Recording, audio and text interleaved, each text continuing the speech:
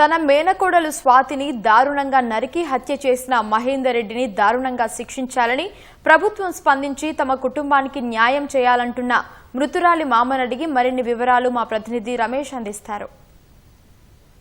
Medpally police station పరిధిలో దారుణమైన హత్య జరిగిన ఉదంతం వెలుగులోకి వచ్చిన సంగతి తెలిసిందే. అయితే ఇప్పటికే కుటుంబ సభ్యులు ఒక్కొక్కరు కూడా మేడ్పల్లి పోలీస్ స్టేషన్ చేరుకొని వారి కన్నీరు మిన్నీరు అవుతున్న పరిస్థితి అయితే ఉంది. ఇక తన కనీసం స్వాతిని చివరి చూపు చూసుకోకుండా కూడా చేసిన కిరాతకంగా హత్య చేసిన భర్త మహేందర్ రెడ్డిని కఠినంగా శిక్షించాలని చెప్పి కూడా బంధువులు అయితే డిమాండ్ చేస్తున్నారు. ప్రస్తుతం స్వాతి మామ మనతో ఉన్నారు, వారిని అడిగి మనం తెలుసుకుందాం.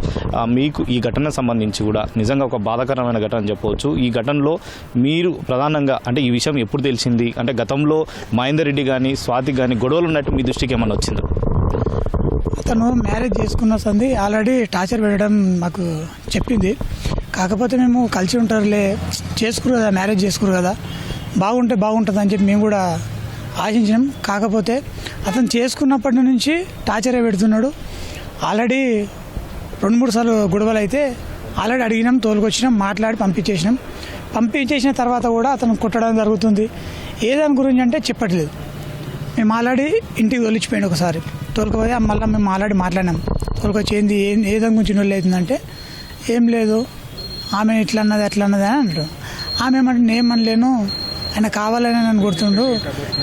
ఆల్రెడీ ఒకసారి ఇట్లా నాకేమన్నా మామ ఇట్లా ఒకసారి 2 months ప్రెగ్నెన్సీ అయింది మామ, తీసేపించుకున్నా తెలియదు, ఇట్లా అన్నాడు. ఇప్పుడు పిల్లలు ఎందుకు మనకు, తర్వాత మంచి సెటిల్ అయినా చేసుకుందాము అట్లా అని చెప్పి అన్నాడు అని చెప్పిన తర్వాత ఇక కొట్టిన తర్వాత ఇంటికి పంపించింది. మళ్ళీ వీడికి 3 times 4 times పంపించినట్లా పంపిస్తే మేము అనుకుంటామంటే అక్కడ వికారాబాద్ పిఎస్కు చెప్పడం జరిగింది. అక్కడ పిలిపించి పెద్దవాళ్ళను ఇట్లా మాట్లాడి సరే మంచిగా ఉంటాం అట్లా ఇట్లా అని చెప్పి మళ్ళీ తోలుకొచ్చినాక కూడా మళ్ళీ టార్చర్ పెడుతుండు. ఈ అమ్మాయి ఏంటంటే అమ్మాయి ప్రెగ్నెన్సీ సార్, ఆమెకి ఏదైనా ఆహారం కావాలి, ఏం ఆహారం పెట్టాడు, అతను జాబ్ చేస్తాడు, తీసేస్తాడు, పడుకుంటాడంట. అమ్మాయి ఎట్లుంటుంది, గర్భిణి భరిస్తుంది, ఎవరైనా ఆడపిల్ల అట్లా చెప్పడం జరిగింది. మామ ఇట్లా చేస్తుంది మామ అంటే ఇంటికి రామ్మా నేను చేస్తా, లేకపోతే విడిచిపెట్టు కూడా చెప్పింది నాకు.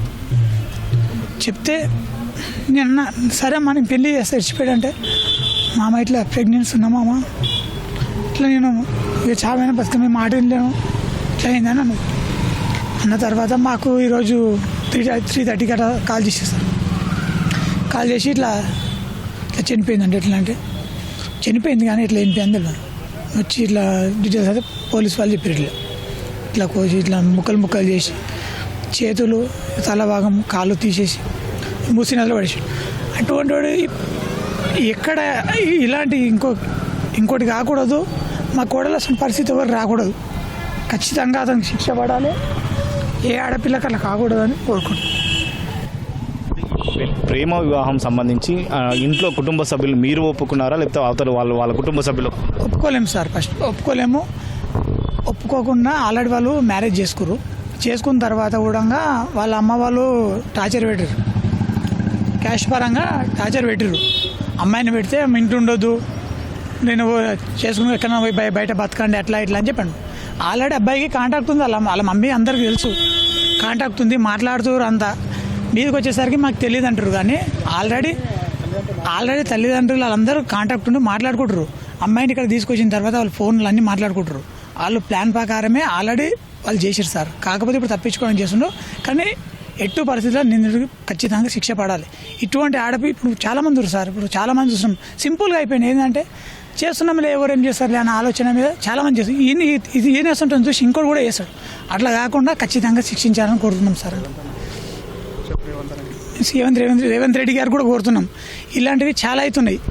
ఇప్పుడు నిన్న మొన్న చిన్నారు చూసినాం, ఇప్పుడు చాలా అవుతున్నాయి. ఇలాంటివి కాకుండా మీరు ఖచ్చితంగా మీరు యాక్షన్ తీసుకోవాలి. వీళ్ళకి ఎలా అయిందంటే ఇంతేలే జైలుకు వస్తున్నాం ఇలాంటివి కామన్ అయిపోతుంది. ఇంకొకరు కూడా అతను చూసి ఇప్పుడు ఇంకోరు అనుకుంటారు, ఏమైంది మొన్న పోయించింది ఘటన అయితే అని. ఇలాంటివి కాకుండా కఠిన చర్యలు తీసుకోవాలి. ఖచ్చితంగా మాకు న్యాయం కావాలి సార్. ఇది మొత్తం మీద స్వాతి హత్య కేసుకు సంబంధించి పోలీసుల దర్యాప్తు అయితే ముమ్మరం చేయడం జరిగింది. ఇప్పటికే నిందితుడు మహేందర్ రెడ్డిని పోలీసులు అయితే అదుపులో తీసుకొని విచారిస్తున్నారు. మరి కాసేపట్లో అతన్ని కోర్టులో ముందు హాజరుపరిచి తర్వాత రిమాండ్ కూడా పంపించే అవకాశం ఉంది. కానీ కుటుంబ సభ్యులైతే వెంటనే అతనికి శిక్ష పడేలా పోలీసులు దర్యాప్తు కూడా చేయాలి, తర్వాత తొందరనే అతన్ని శిక్షించాలని చెప్పి కూడా వాళ్ళైతే కుటుంబ సభ్యులైతే డిమాండ్ చేస్తున్న పరిస్థితి అయితే ఉంది. వీడియో జర్నలిస్ట్ దేవేందర్తో రమేష్, ఈటీవీ, హైదరాబాద్.